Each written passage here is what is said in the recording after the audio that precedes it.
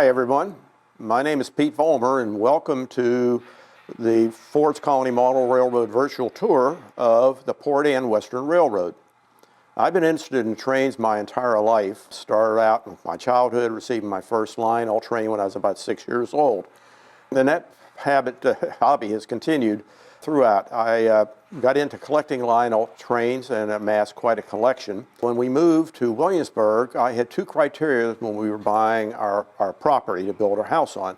One, I wanted to be on the water, and the second, I had to have a walkout basement. And so here we are at the headquarters of the Port Anne Western Railroad. This is a little bit different than the previous layouts which I've done which use the Lionel trains. The Lionel trains are toy trains. They're not scale. They run on 3-rail track. And for this I decided I was going to go to a scale train layout rather than using 3-rail track. I'm using the same size buildings, in other words, O-scale buildings, as I had on my previous Lionel layouts, but the track is narrow gauge track. Standard gauge track, which you see if you see the trains going through Williamsburg, operate where the rails are 4 feet 8.5 inches apart. Narrow gauge track is exactly that. It's narrower. It's either 36 inches or 30 inches between the rails. And so that's how this layout came to be. It fills up about 1,000 square feet area, and it's a fictional train layout. It's based on Tidewater, Virginia. So the trains run from the town of Port Anne, which is named after the community we're in, up into the mountains of western Virginia, where we have coal mining, et cetera, et cetera. It's a prosperous little railroad, and you'll see that it does go from waterfront to coal mines, agriculture. It passes through several small towns. Okay, here we are in the small town of Port Anne, and I thought we'd start our layout tour here so you can see what a train layout really looks like as you're trying to build it. And obviously it has to start with something, and you can see it starts with bare plywood. After you lay the track, then you can start to apply the scenery and the buildings, and eventually it comes out to look fairly realistic. So this will be the harbor area for the town of Port Anne. Where I'm standing, there will be water. It'll have boats in the harbor, etc.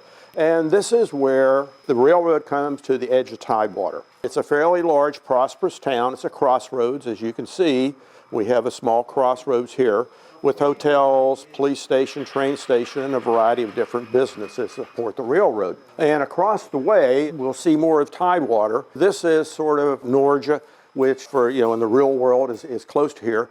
But again, well, we have a much smaller town, but again, a very small little harbor with a commercial fisherman coming into it, people on the beach, a boat builder, a lighthouse, typical businesses that you would find in a Virginia Peninsula small town. Oyster and crab houses, welding supplies, farmers markets. This is a hardware supply company named for my granddaughter, Savina. We have a typical town with your homes and a church with a wedding ongoing, a small park, and then a variety of businesses. I like Mexican food, and one of my favorite little restaurants is La Tolteca. So we have La Tolteca in the town of Gorge, or whatever we want to call it. And again, a very busy little town with a variety of different industries, to include a foundry, hardware stores, oil supply, fuel supply, and a scrap yard that is very busy. This is the transfer yard, and this is where the standard gauge railroad would exchange goods with the narrow gauge railroad. And it would be important for a small little short line like this narrow gauge railroad to be able to export their products to market to make money. And if you look here, this is one of the narrow gauge cars, a refrigerator car. Now, there was seafood products from Port Anne would come here, and they would then park the car here, and a standard gauge car refrigerator would come, and they would load probably 2 or 3 of these small narrow gauge refrigerator cars would fill up one large standard gauge car. And the same thing, the big railroad would bring products for the narrow gauge railroad to distribute throughout the community. One of the sources of revenue for the Port Anne Western is obviously coal. And so here we have an area. This is a small coal mining town of Coal Hollow, Virginia. The large mine is there, and then the miners' cabins are down toward the railroad track, and across on the wrong side of the track we have the famous Frank's Trackside Beer Tavern. Obviously there's a small pond here, and then we have another cabin out in the woods here, And regrettably, there's a moonshine operation going on here. We'll have to hope that the revenuers don't find it. So this would be the area where the Port Anne Western would pick up coal, and it could then distribute it to a variety of different businesses and also export it to the standard gauge railroad to raise revenue for the railroad itself.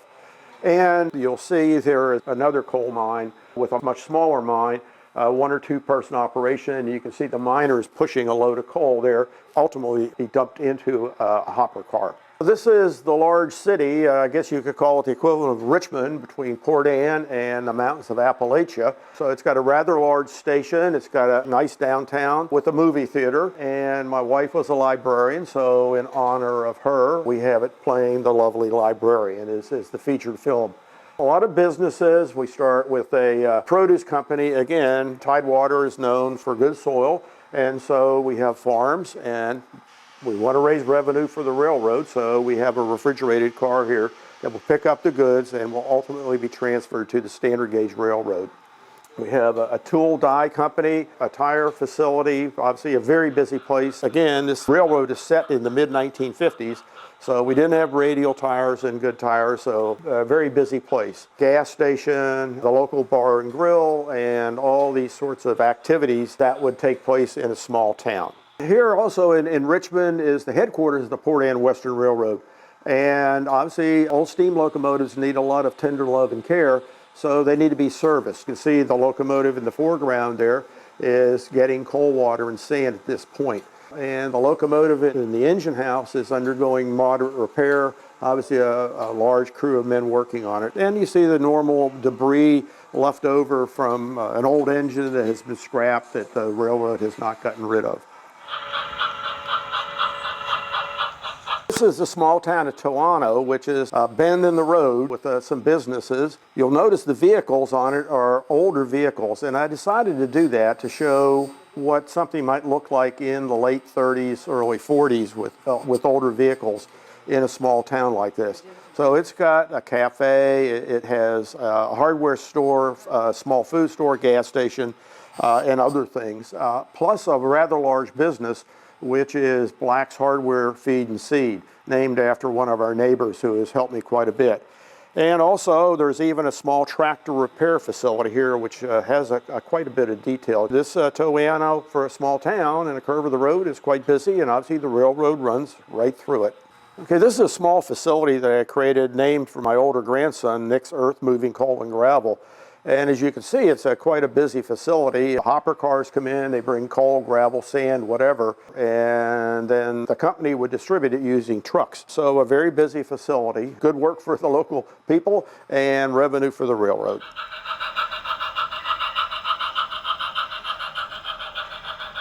There is a gorge. I recognize that would not be in Tidewater, but again, it's a fictional railroad, and I wanted to have an interest, so we've got a gorge with a wooden trestle, and we've got some campers sitting out, and we've got a kayaker doing whitewater rafting. Here we have just the mainline track going through the countryside as it leaves Port Anne to get to the town of Tidewater. This is a passing track. In other words, if you have trains meeting, you had to have a passing track for them to pass by each other. And obviously, even though it's Tidewater, there is a river with 2 bridges across, just to give some interest to the layout itself. Trains used a lot of water, so there's a water tank here where the locomotive would stop and everybody have to wait while they filled up the tender with water so they continue on. Why did I create the Port Anne Western Railroad? That's a burning question that my wife asks quite often. And everybody, when you retire, you have to have a hobby. And I chose this to be my hobby. Many people plan out what they're going to build in advance. This thing, I decided to have fun with it. I had some basic ideas, but I've just been creating as I go along. I had no idea how I was going to do this waterfront until about 3 weeks ago. And I'll put buildings here, I'll put buildings there, and all of a sudden it comes together. When I built the town in Gorge, it took me a year of moving buildings here and there before it sort of came to me. So I guess it's sort of like creating art in its own way.